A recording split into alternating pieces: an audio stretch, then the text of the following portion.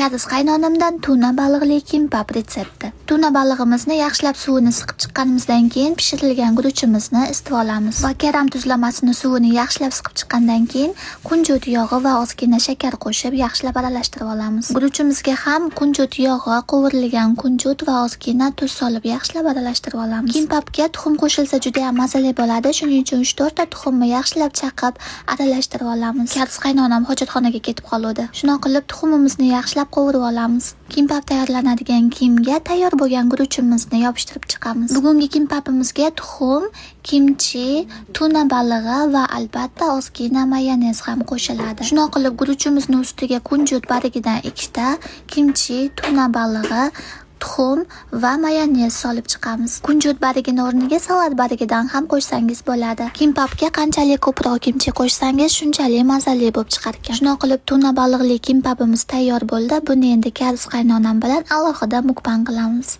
Yoqimli ishtaha.